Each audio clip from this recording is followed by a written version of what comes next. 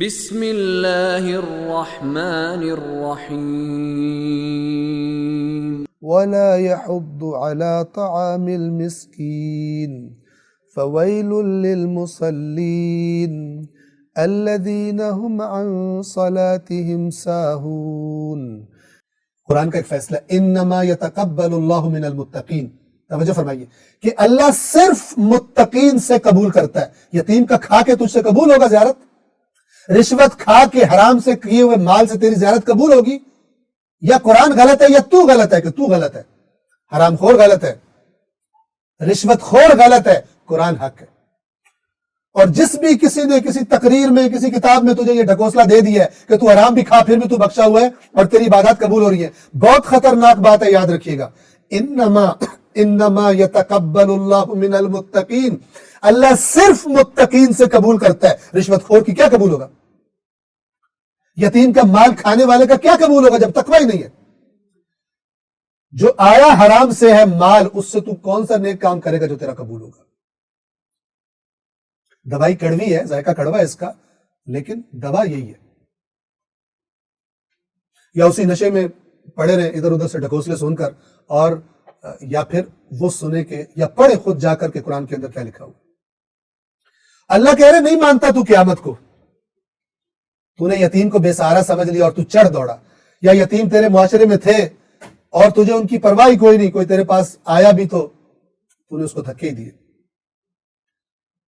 اگر انسان اس کا دائرہ ذرا بڑھائے سوچ سکتا ہے، تو نے یتیم کو دھکے کھانے کے لیے چھوڑ دیا، خود تیرے پاس نرم بستر، تیرے پاس سترنگے دسترخوان اور تیرے پاس طرح طرح کی سواریاں، اور تجھے پتہ ہے کہ یتیم موجود ہیں، اور ویسے تو بڑا علی علی کرتا تھا، اور علی نے تجھے وصیت کی تھی کہ یتیموں کو بھوکا نہ رہنے دینا میرے بعد، تمہارے ہوتے ہوئے یتیموں کے پیٹ خالی نہ رہیں، ان کے منہ خالی نہ رہ جائیں، اور تو کہتا ہے میں بڑا ماننے والا ہوں، میں بہت بڑا مومن ہوں، تو جھوٹ بولتا ہے، تو بہت بڑا فراڈ ہے۔ قرآن اور اہل بیت، قرآن اور مولا علی جدا ہی نہیں۔ تو پہلی علامت یتیموں کے بارے میں غلط رویہ، اگر ہے یہ لاکھ کا ہے میرے اصول دین اتنے ہیں تو میں یہ مانتا ہوں تو میں قیامت کو مانتا ہوں، جھوٹ بولتا ہے، قرآن نہیں مانتا اس کو۔ قرآن کہہ رہا ہے اگر تو نے دیکھنا ہے اس کو جو قیامت کو جھٹلاتا ہے تو اس کو دیکھ جو یتیم کے ساتھ برا سلوک کرتا ہے، یتیم کو دھکے دیتا ہے۔ دوسری علامت وَلَا يَحُضُّ عَلَىٰ طَعَامِ الْمِسْكِينِ، يَحُضُّ اصل میں عربی زبان میں کہتے ہیں کسی جانور کو ہانکنا پیچھے سے کہ چلے، اور اسی سے ترغیب دینے کا معنی ہے۔ جب انسان کسی کو ترغیب دیتا ہے کہ آپ یہ کام کریں، یہ بہت اچھا کام ہے، بہت اجر ملے گا، آپ کو یہ کام کرنا چاہیے، یہ گویا اس کو ترغیب دی جا رہی ہے، تو یہ لفظ قرآن نے استعمال کیا۔ وَلَا يَحُضُّ، اور یہ ترغیب نہیں دیتا عَلَىٰ طَعَامِ الْمِسْكِينِ، مسکین کو کھلانے کے لیے۔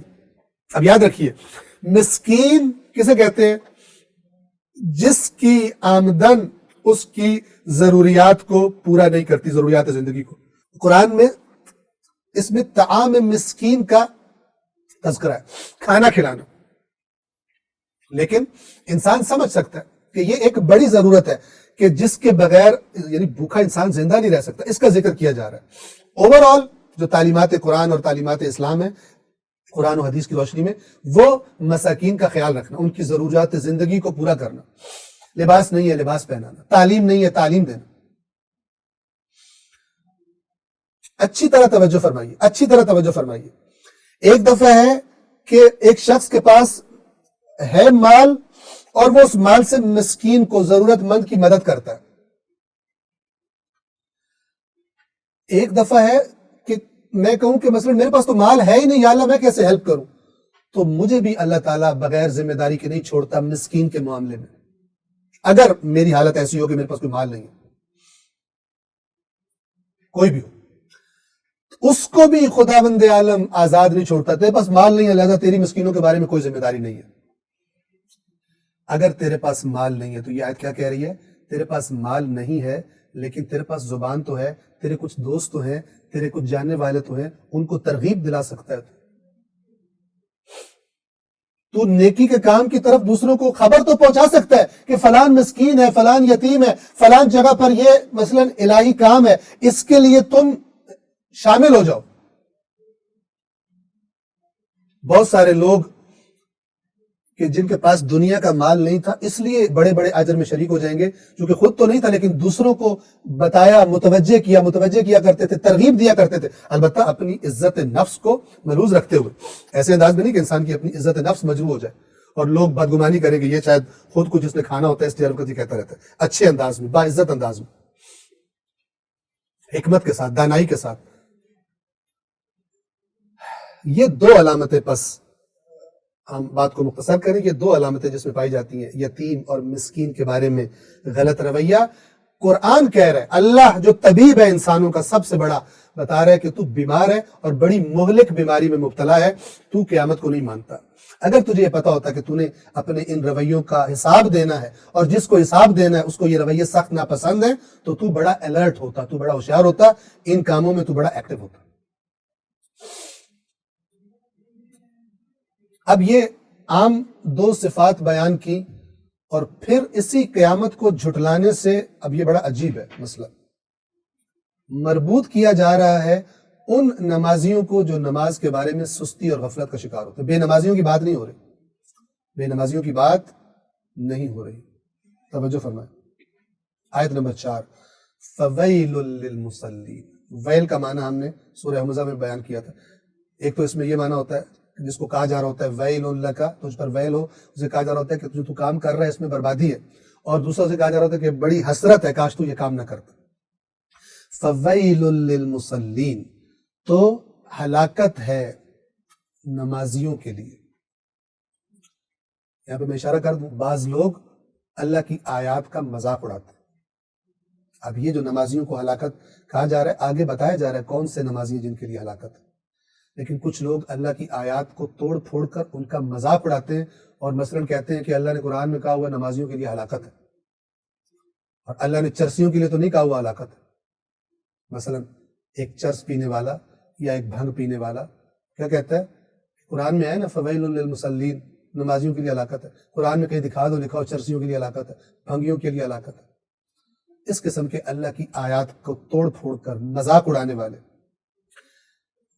بات کو اپنی جگہ سے ہٹا کر کسی اور جگہ فٹ کر کے اور لذت لینے والے اور طنز کرنے والے، یہ قرآن نے اس کی صفات بیان کی ہوئی۔ فویل للمصلین، مصلین کہتے ہیں نمازیوں کو، تو ایسے نمازیوں کے لیے ہلاکت ہے۔ آیت نمبر 5، کون سے؟ الذین هم عن صلاتهم ساہون، وہ کہ جو اپنی نماز کے بارے میں غافل رہتے ہیں۔ نہیں فرمایا فی صلاتہم ساہون، اپنی نماز میں، ایک نماز میں سہو ہوتا ہے، جیسے کسی سے مثال کے طور پہ تشہد رہ گیا یا تشہد کے لیے بیٹھنا تھا اٹھ کے کھڑا ہو گیا، اس کو نماز کے اندر سہو کہا جاتا ہے۔ اور یہاں پہ میں ایک بتا دوں، میں نے بہت سارے بعض اوقات پڑھے لکھے لوگوں کے منہ سے بھی یہ لفظ غلط سنا ہے، سین ہا اور واو، سین ہے اور واو، یہ لفظ ہے سہو، سہو، ٹھیک ہے؟ بعض لوگ اسے کیا بولتے ہیں؟ سہو، مجھے نماز میں سہو ہو جاتا ہے، تو یہ غلط ہے۔ اسی طرح بعض لوگ لغو کو بولتے ہیں لغو، لغو گفتگو کر رہا تھا، وہ لغو نہیں ہوتا، لغو ہوتا ہے، اور سہو نہیں ہوتا، سہو ہوتا ہے۔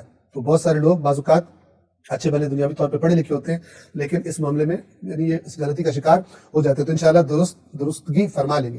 فی صلاتہم، نماز کے اندر سہو ہونا، جیسا میں نے عرض کیا، اٹھ کے کھڑا ہونا تھا بیٹھ گیا تشہد کے لیے، یا بیٹھنا تھا اس سے سہو ہو گیا، یہ نادانستہ ہوتا ہے، عمدی اور جان بوجھ کر نہیں ہوتا۔ یہ ہے عن صلاتہم ساہون، یہ سہو کا لفظ جب عن کے ساتھ ہوتا ہے تو یہ معنی دیتا ہے سستی اور غفلت کا، یعنی انسان کو پتہ ہے لیکن سستی کر رہا ہے، ڈھیلے پن کا مظاہرہ کر رہا ہے، غفلت کر رہا ہے، دیر سے نماز پڑھ رہا ہے، اتنی دیر کی، مثال کے طور پہ صبح اٹھا جی الارم بجا، اس نے پھر چپ کرایا، پھر تھوڑی دیر بجا، پھر چپ کرایا، یہاں تک کہ نماز ہی قضا ہو گئی۔ مثال کے طور پر سستی اور غفلت کی وجہ سے، وہ ارادہ نہیں تھا لیکن گویا کہ ارادہ تھا، سستی کی وجہ سے بار بار نمازیں رہ جاتی ہیں، دوسرے کاموں کو اہم سمجھتا ہے، نمازوں کو پس پش ڈالے رکھتا ہے، لیٹ کرتا ہے، تو اسے بھی جب سہو کا لفظ، یہ ساہون چونکہ سہو سے بنا ہے، ساہون یعنی سہو کا شکار لوگ، سہو کرنے والے، یہ جب عن کے ساتھ آتا ہے تو غفلت اور سستی مراد ہوتی ہے۔ بس آپ دیکھیے کہ قرآن مجید فرما رہا ہے کہ ان کے لیے ہلاکت ہے۔ اب اس ہلاکت سے کیا مراد ہے؟ اگر اور کچھ مراد نہ ہو تو کم از کم یہ مراد ہے کہ وہ دیکھیں گے اگر یہ نمازیں جو ہم نے ڈھیلی ڈالی پڑھی تھی، اگر ہم نے ان پر توجہ دی ہوتی، ان نمازوں کو صحیح تھوڑی محنت کی ہوتی، اہمیت دی ہوتی، تو یہ نمازیں کہاں پہنچا سکتی تھی؟